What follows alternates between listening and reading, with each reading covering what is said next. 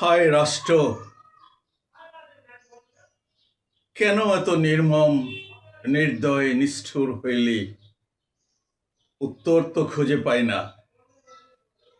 সালাম আলাইকুম। এই রাষ্ট্র, এই মাতৃভূমি, জন্মভূমি তো আমাদের 18 কোটি সন্তানের সকলেরই মায়ের মতনই মা। আমি তো বলছি, সারা বাংলাদেশের যেখানেই যাই, সেই সেন্ট মার্টিন থেকে, টেকনাফ থেকে নয়, সেন্ট মার্টিন থেকে, তার উপরে ওপাশ সারাদ্বীপ আছে, সেখানে বাংলা বান্ধা, দেখে ভোলাগঞ্জ থেকে, দেখে ভোলাহাট, চাপাই নবাবগঞ্জের, যেখানেই যাই সবখানেই তো মায়ের মুখ দেখতে পাই। শুধু আমি দেখি না, 18 কোটি মানুষ সবাই দেখে। আমার এই রাষ্ট্রকে জিজ্ঞেস করা, আমরা কি কেউ তো সতীনের সন্তান? কেন এত নিষ্ঠুর তুই হস রে রাষ্ট্র? আমার তো মাথায় খেলে না। কেউ তো আমরা তোকে ঘৃণা করি না, দূরে ঠেলে দেই না। যত কিছুই হোক, আফটার অল তোর কোলেই তো আমরা ঘুমাই। কেন এত নিষ্ঠুর হোস?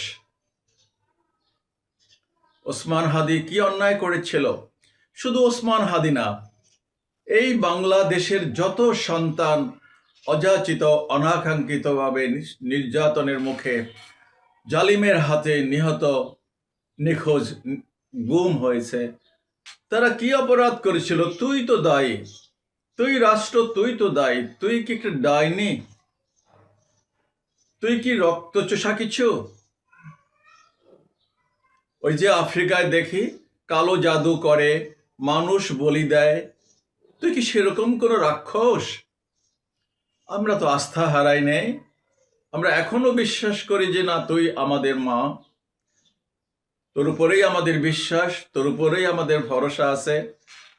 কিন্তু যে কার্যকলাপ হচ্ছে, হাদি, আমি তো বলছি, আমার মতন যারা কলকবজা এগুলার শেষ, দু একজন ভালো থাকতে পারে, সেটা ভিন্ন কথা।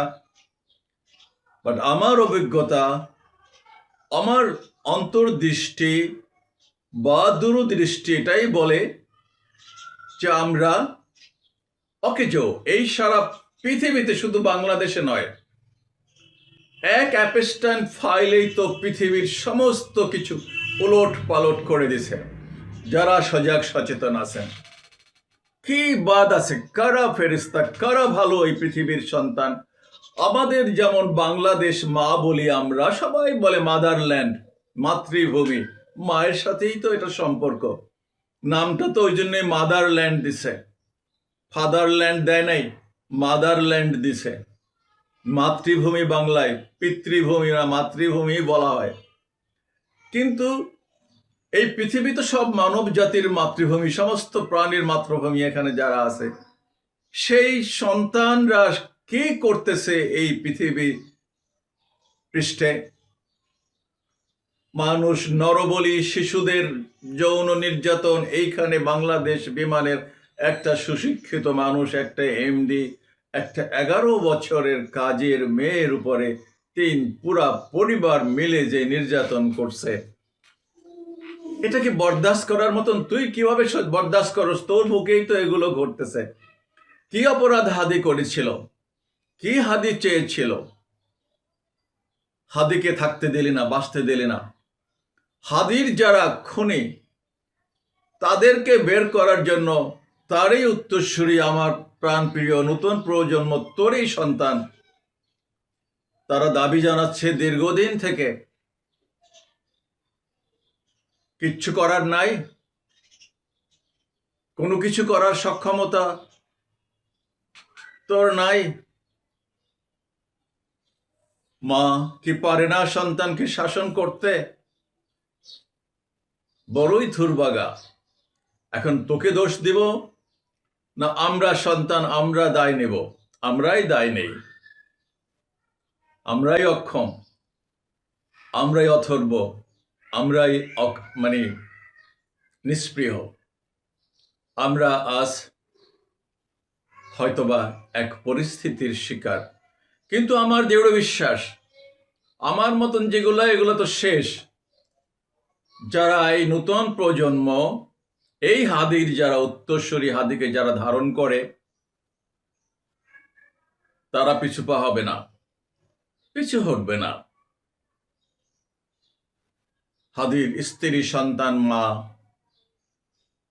তার অনুসারীরা, তার ভক্ত অনুসারীরা, আমি তো বলছি 6 থেকে 8 কোটি মানুষ, একেবারে শিশুরাও রাস্তায় নেমে আসা উচিত, এবং আমি আশা করি নেমে আসবে।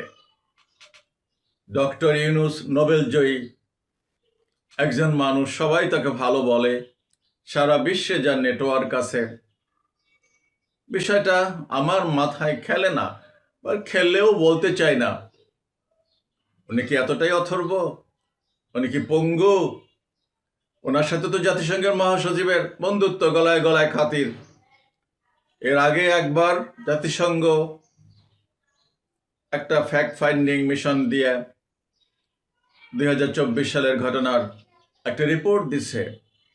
তো আপনি তো এতটুকু বুদ্ধি আপনার হলো না, আপনি এই হাদির হত্যাকাণ্ড, যে ভাসুরের নাম উচ্চারণ করতে পারবেন না, ভালো কথা উচ্চারণ করেন না, আপনি তো জাতিসংঘকে বলতে পারতেন যে ভাই একটা মিশন পাঠাও, এই হাদির ছেলেটা, হাদির কারণেই তো আপনি কি ক্ষমতায় আসছেন, ক্ষমতার মসনদে বসছেন। এখন তো স্বাস্থ্য টাস্থ্য মাশাআল্লাহ ভালো হয়েছে, বড় চেয়ারে বসেন। একসময় তো কোর্টে হাজিরা দিতে দিতেই আপনার দিন কাটে যেত, পার হয়ে যেত, কত কথা, কত নাকানি চুবানি আপনাকে খেতে হয়েছে। You have forgotten the past. বলছি বাংলার মাকে কি বলবো, আমরা তো সবাই মায়ের সন্তান, একই মায়ের সন্তান, একই কোলে পিঠে বড় হয়েছি। বয়সও আপনার আমার খুব একটা ডিফারেন্স হবে না, সাবজেক্টও এক। কিভাবে আমি